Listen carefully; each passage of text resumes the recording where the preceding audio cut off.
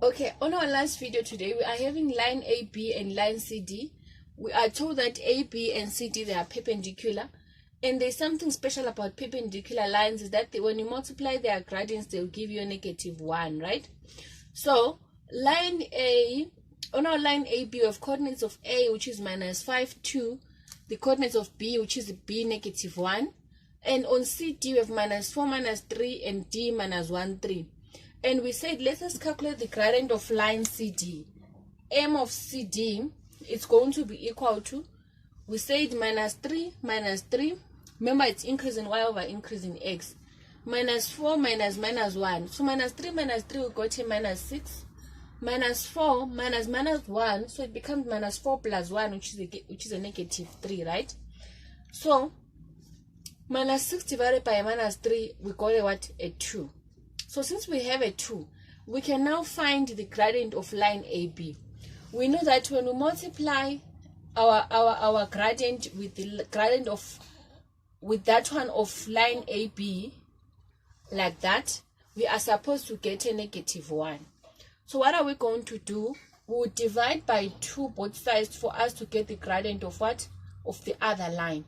So it means our gradient for line AB is going to be a -1/2. Okay.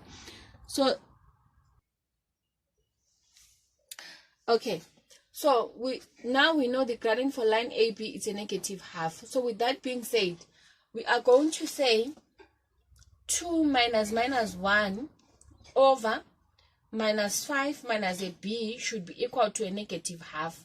Then we can calculate our value for B, right? Let me erase at the top to create more space. So now we have 2 minus -1 will give us a 3. I'm taking it to the top. And -5 minus B is equal to a -1/2, like that, okay? So now what are we going to do? We're going to clear fractions. We'll cross multiply. We'll say -1 must multiply -5 minus B.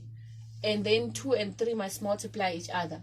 So -1, open bracket, -5 minus B should be equal to 3 times 2, which is a 6. So this will just give us 5 plus B is equal to a 6. B is equal to 6 minus 5. I took 5 to the other side, so B is just equal to a 1. So our value for B is a 1, okay? Let's try and inject it here and see if we are going to get our gradient as a -1/2. So 2 plus 1 is a 3. 3 over -5 minus 1, we'll get a -6. So 3 over -6, yes, it's going to give us a -1/2. So in other words, we've done this question correctly. You must normalize testing yourself to check whether you did your equations, you have solved it correctly or not. How do you do it? You try to inject your values.